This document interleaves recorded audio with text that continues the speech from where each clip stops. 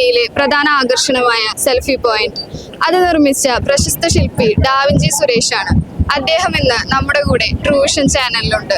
നമുക്ക് കൂടുതലായിട്ട് പരിചയപ്പെടാം. ഇവിടെ നമ്മൾ കലോത്സവത്തിന് ഇവിടെ നമ്മൾ മെയിൻ ഗേറ്റ് ഉണ്ടല്ലോ, ഒന്നാമത്തെ സ്റ്റേജിന്റെ മെയിൻ ഗേറ്റിന്റെ കവാടത്തിനോട് ചേർന്ന് തന്നെ ഒരു സെൽഫി പോയിന്റ്, ഒരു ഫോട്ടോ പോയിന്റ് നമ്മൾ നിർമ്മിച്ചിട്ടുണ്ട്. നമ്മൾ കേരളത്തിന്റെ ഒരു ചിത്രം ഒരു കേരളപ്പിറവി ദിനത്തിന് നമ്മൾ ചെയ്തിട്ടുണ്ടായിരുന്നു. അത് കേരളത്തിന്റെ മാപ്പ് രൂപത്തിലാണ്. അതിൽ ഓരോ ജില്ലകളും അടയാളപ്പെടുത്തിയിട്ടുണ്ട്. ആ ജില്ലകളൊക്കെ തന്നെ ആ ജില്ലകളുടെ ജില്ലാ മാപ്പിന്റെ രൂപത്തിൽ നമ്മൾ മലയാളത്തിൽ ലെറ്ററുകൾ ചെയ്തിട്ടുണ്ടായിരുന്നു. അപ്പൊ അത് ഒരു സാധനമാണ് സ്കൂൾ മാനേജേഴ്സ് അസോസിയേഷൻ ഇവിടെ ഒരു സെൽഫി പോയിന്റ് ആയിട്ട് വെച്ചിരിക്കുന്നത്. അതിന്റെ പിന്നിലൊരു കോട്ട പോലത്തെ ഒരു സംഭവങ്ങളൊക്കെ ഞാൻ ചെയ്തു വെച്ചിട്ടുണ്ട്. പ്രധാനമായിട്ടും ആ കേരളത്തിനെ പ്രതിനിധീകരിച്ചുകൊണ്ട് തന്നെയാണ്. കാരണം കേരളത്തിലെ വിവിധ ജില്ലകളിൽ നിന്നാണ് ഈ ആളുകളൊക്കെ തന്നെ, ഈ കുട്ടികളൊക്കെ തന്നെ ഇവിടെ വരുന്നത്.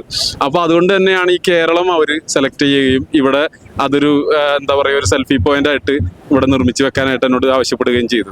അത് നമ്മൾ തുടക്കം മുതലേ ഇവിടുത്തെ ആദ്യത്തെ ദിവസം മുതൽ തന്നെ നമ്മളത് സെൽഫി പോയിന്റ് നമ്മളുടെ വിദ്യാഭ്യാസ മന്ത്രിയായിട്ടുള്ള ശിവൻകുട്ടി സാർ തന്നെയാണ് അത് ഉദ്ഘാടനം ചെയ്തത്.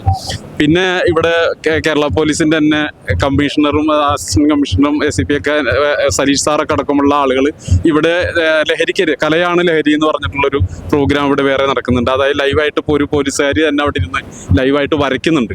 അപ്പൊ അതിന് വേണ്ടിയിട്ട് കുറച്ച് ഇപ്പോൾ ഇന്നത്തെ ദിവസം ഞാൻ ഇവിടെ വരികയും അതുപോലെ തന്നെ അദ്ദേഹം എന്നെ വിളിച്ചു വരുത്തുകയും ഇവിടെ 2-3 പേരുടെയൊക്കെ ചിത്രങ്ങൾ മന്ത്രിയുടെ നമ്മുടെ തൃശ്ശൂരിന്റെ മന്ത്രിയായിട്ടുള്ള രാജൻ മിനിസ്റ്ററുടെ, അതുപോലെ തന്നെ കമ്മീഷണറുടെ, അസിസ്റ്റന്റ് കമ്മീഷണറുടെ, അതുപോലെ തന്നെ ആ ചിത്രങ്ങൾ ഇവിടെ കാരിക്കേച്ചർ വരച്ചു കൊടുക്കുന്ന ആ ഒരു പോലീസുകാരി പെൺകുട്ടിയുടെ ചിത്രവും ഒരു 4 ചിത്രങ്ങൾ വരയ്ക്കാനുള്ളൊരു അവസരം എനിക്കിവിടെ ഉണ്ടായിരുന്നു.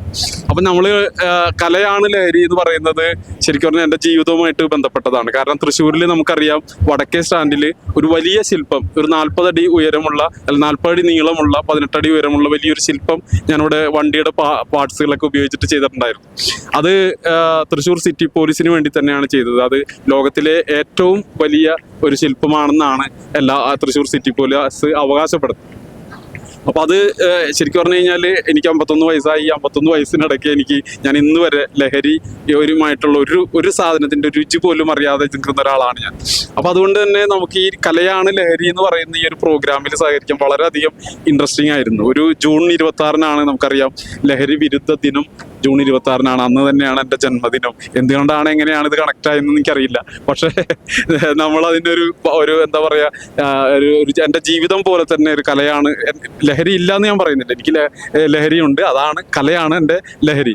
അപ്പോൾ ആ പേരിൽ ഇവിടെ ഒരു പ്രോഗ്രാം നടക്കുമ്പോൾ പ്രധാനമായിട്ടും അദ്ദേഹം എൻ്റെ ഒരു സുഹൃത്താണ്, സലീഷ് സാർ എൻ്റെ ഒരു സുഹൃത്താണ്. അദ്ദേഹം എന്നെ വിളിച്ചു വരുത്തി ഈ പ്രോഗ്രാമിൽ പങ്കെടുപ്പിച്ചിരുന്നു. അപ്പോൾ ഇത്തവണത്തെ കലോത്സവത്തിന് 2 തവണ 2 കാര്യങ്ങളിലായിട്ട് എനിക്ക് പങ്കെടുക്കാൻ സാധിച്ചു എന്നുള്ളത് ഒരു വലിയൊരു സന്തോഷമുള്ള ഒരു കാര്യം തന്നെയാണ്. 64ാമത് കേരള സ്കൂൾ കലോത്സവം ട്രൂവിഷൻ ന്യൂസ് കലയുടെ കുടമാറ്റം നിങ്ങൾക്കായി അവതരിപ്പിക്കുന്നത് Vismaya amusement park, co branded by Tata power solar roof, sponsored by സംസ്ഥാന വനിതാ വികസന കോർപ്പറേഷൻ, മിൽമ കേരളം കണി കണ്ടുണരുന്ന നന്മ, silk steel industries limited Kerala, BLM housing cooperative society, Kerala സംസ്ഥാന പിന്നോക്ക വിഭാഗ വികസന കോർപ്പറേഷൻ, കേരള സംസ്ഥാന ഭാഗ്യക്കുറി.